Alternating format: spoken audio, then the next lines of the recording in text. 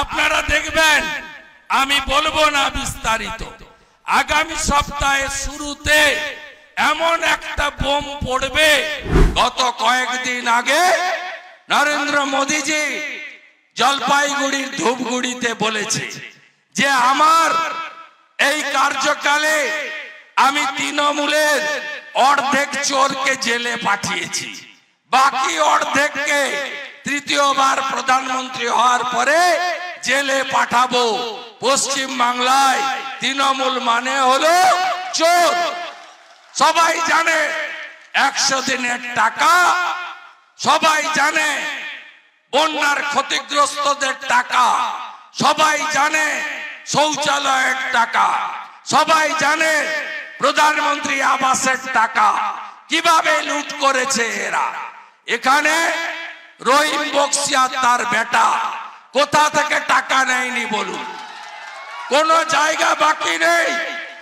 এখনো আইসিডিএস এর চাকরির নামে, আশা কর্মী নিয়োগের নামে 2 হাতে টাকা তুলছে। কালকে রবিবার, আগামী সপ্তাহ শুরু হতে চলেছে।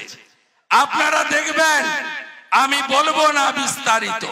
আগামী সপ্তাহের শুরুতে এমন একটা বোম পড়বে, তৃণমূল বেসামাল হয়ে যাবে।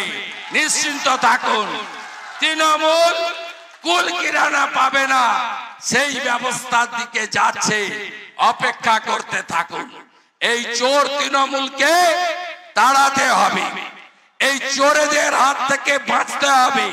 গোটা মালদা জেলায় 100 দিনের কাজে ওদের প্রধান জেল খাটছে।